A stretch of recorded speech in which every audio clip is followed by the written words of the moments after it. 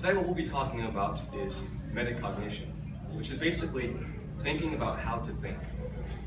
When you think about systems that have been developed, things that people have been using to learn, those things are based off of us learning about ourselves and how we learn how to learn. Because any subject that we want to learn and progress in, we're going to have to be able to actively figure out the fastest way to get as much knowledge as possible.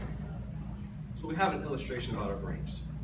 I want you to imagine that you have a computer or you have a social media network. You have thousands of photos and hundreds of videos, and even thousands of files upon that. Now, most likely, you probably uploaded these videos and pictures to your computer, and you have directories for them, meaning that you have a location for all these files. So say that you want to access a picture from last year. Well, you have a section that you can go and check all the videos and pictures that were created a year ago. And the same thing with location. You can find all the pictures and videos, files that you've made probably in Arizona or California or when you're on vacation. You can find it because it's organized in a location. Then, if you want to get to those files, you just have to act upon yourself to just go and find it, find the location of it, and click on it, and then you have more details and a lot of other things. You have tags that can help you find where to put these pictures and photos and videos. Now, I want you to imagine that there's a hacker that comes on and goes on your computer or onto your social media network, and he doesn't delete any of the videos, any of the pictures, any of the files, but this hacker deletes the directories to all of your videos and photos and all your files. And now you have a bunch of files, but you don't know how to access them because there's no way for you to tell one from the other because you don't have any data and it's not in a location. And that's the same thing with our brains. Our brains need a location and we need the file and an action.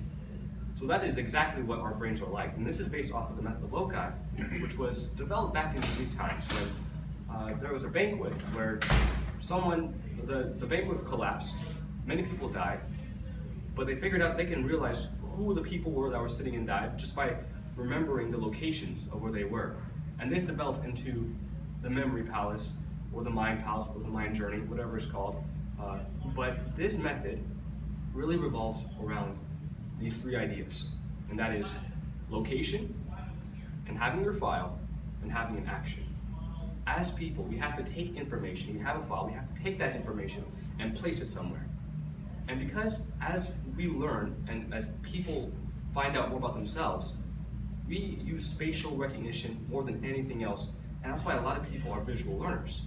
So if you take that in mind, you can put any file in a location, which could be a physical location that you've seen before, a spatial location. Now when you have a spatial location, you're able to take information and remember it better. Because when you think about any memory that you've had, you probably remember where you learned it at and the location that you were at. And if you go into any location, you're able to remember what happened there. And that's because our brains work really well with locations and settings, and everything else is connected to those ideas. So an example of how you can use this is you can take any kind of abstract thought and connect it with something that you want to remember, a number which is through a major system, or just a list of groceries. You take those files and you assign it to a location, say like your bedroom or your bathroom. Now you think of the file, and all you have to do is make an action. What exactly is that file doing in that location? You have eggs, and then you have your bed. So now you have to think of an action. So that egg could be basically breaking onto the bed. Anything that can activate your imagination. And this will make your memory a lot better. And this is one of the best mnemonic devices that you can use even till today.